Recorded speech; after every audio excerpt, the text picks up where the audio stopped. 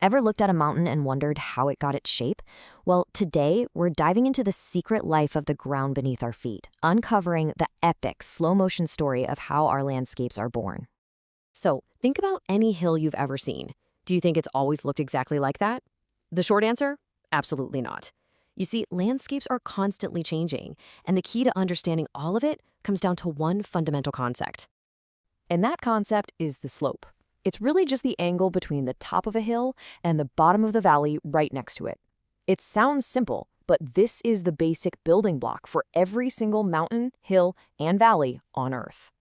All right, so here's our game plan. We're going to talk about how land is always shifting, break down a slope into its 4 key parts, see how scientists even study these things, unpack 3 huge competing theories, and finally, look at why slopes sometimes just suddenly fail.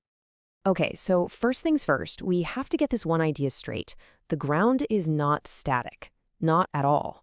It's more like a dynamic stage where you have these epic forces of uplift and erosion locked in a constant slow-motion battle that plays out over millions and millions of years.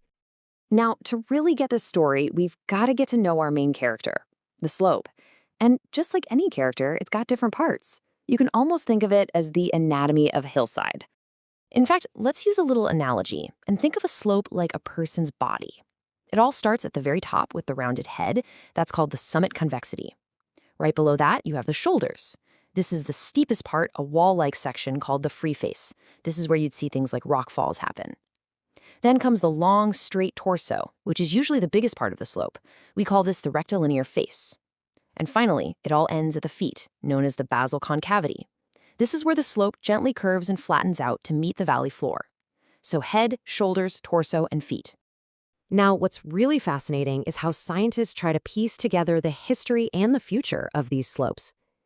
They basically use 2 different approaches, kind of like 2 different lenses to read the very same story written in the landscape.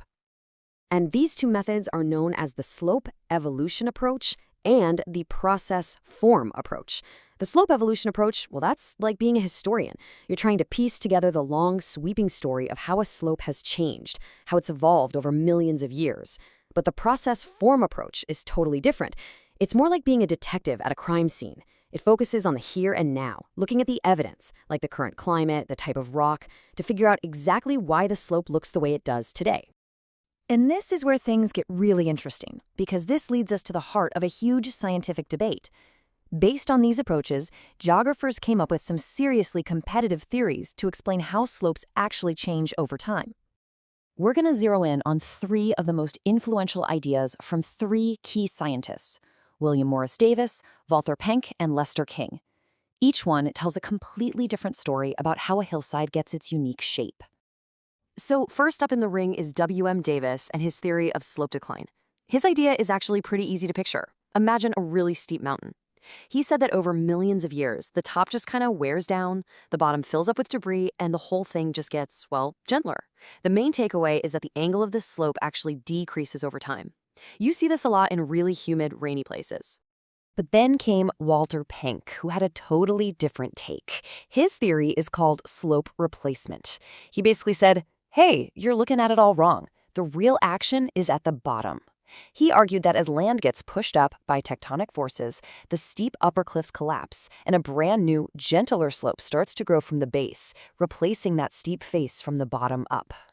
And our third contender, L.C. King, comes in with a wild idea: parallel retreat. His theory is pretty striking. He said the slope doesn't get gentler at all. Nope. Instead, it holds its steep angle perfectly, and the whole thing just moves backward.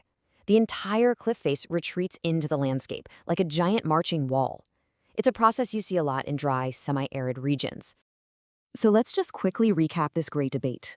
You've got Davis, who said slopes get gentler over time. Then there's Penck, who believed they get replaced from the bottom up. And finally King, who proposed that they keep their angle and just retreat backward. 3 totally different stories for how our world gets its shape. Now, all these theories are talking about change that takes millions of years, right? Super slow stuff. But understanding that long, slow story is actually the key to understanding when a slope story comes to a sudden, violent, and very fast end. Which brings us to the really critical topic of slope failure. And slope failure is pretty much exactly what it sounds like: the sudden, catastrophic collapse of a slope. We all know it by its more common name, a landslide. So what could possibly trigger something so dramatic? Well, the causes can be natural, think earthquakes, volcanic eruptions, or just a massive amount of heavy rain. But, and this is important, they can also be man-made. Things like mining, building on steep hills, or cutting down forests can all destabilize a slope and push it right past its breaking point. So what's actually going on here? On a physics level? Well, every single slope, every second of every day, is the site of a constant, invisible battle of gravitational forces. On any given slope, gravity is pulling in two different directions at the same time. It's this constant tug of war. First, you've got the force that's trying to pull everything straight downhill, parallel to the slope. This is the sliding force. This is the danger force. And the steeper the slope, the stronger this pull gets. But fighting against it is the sticking force. This is the force that pushes material into the hillside, creating the friction that holds everything together. Now, a landslide happens when that sliding force wins the battle. And a common reason for that is heavy rain, which soaks into the ground and acts like a lubricant, reducing that crucial friction and letting gravity finally win the war. So here's the bottom line. Understanding the long, slow, million-year story of how a slope was formed, what it's made of, and how it has evolved over time, that's all absolutely critical if we want to predict, and maybe even prevent, its sudden, dramatic, and often dangerous collapse. So the next time you're out and you look at a hill or a mountain, don't just see a static piece of scenery. See it as a living chapter in an incredible, ongoing story. And then ask yourself, what story is the landscape around me telling?